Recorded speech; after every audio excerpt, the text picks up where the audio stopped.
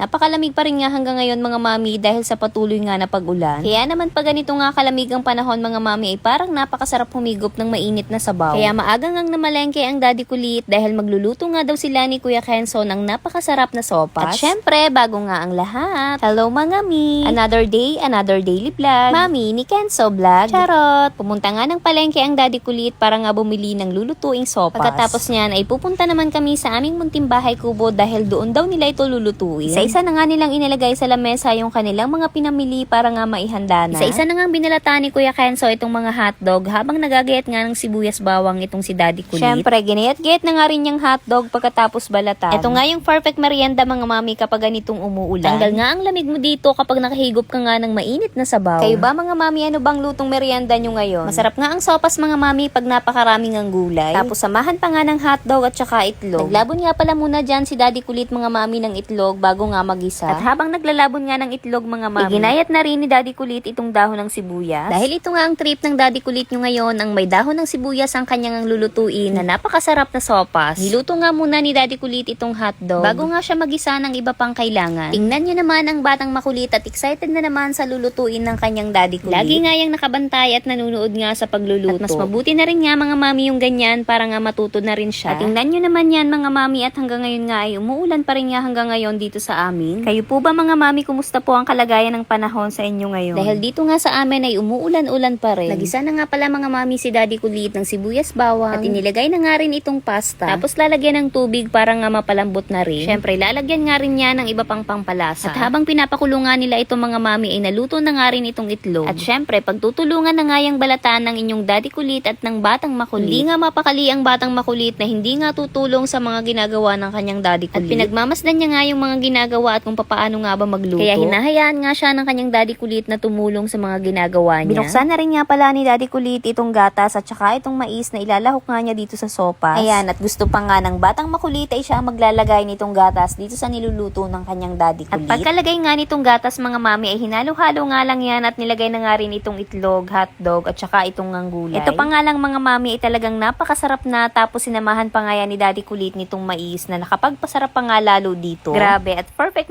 na nga ang pagkaluto mga mami. Talaga namang napakasarap na niya. At huli na nga ang inilagay ni daddy kulit dito itong dahon ng sibuyas. At habang nagbibideo nga ako dito mga mami ay sa itsura pa lang at sa amoy nito ay talaga namang ako'y natatakam na. Grabe, at perfect nga sa malamig na panahon. Kung nilalamig ka nga ngayon ay kumain ka na lang ng mainit na sopas at hindi mo na nga kailangan ng kayakap, tanggal na ang lamig mo. Charot. At syempre time na rin nga para tikman ang lutong sopas ni daddy kulit. At pagkatapos ko nga sila dyang bidyuhan mga mami, talagang tumikim na rin ako dahil napapakain na nga ako sa pagbidyo ko sa kanila. At hindi lang talaga basta tikim mga mami, talagang kumain nga ako ng marami dahil napakasarap naman talaga. At sa sarap nga ng luto ng daddy kulit ay talagang naparami din ang kain ng batang makulit. Kain po tayo! So paano mga mami, hanggang dito na lamang muna po ulit ang daily vlog ni Mami Shell. Bye mga mami! Ingat! God bless!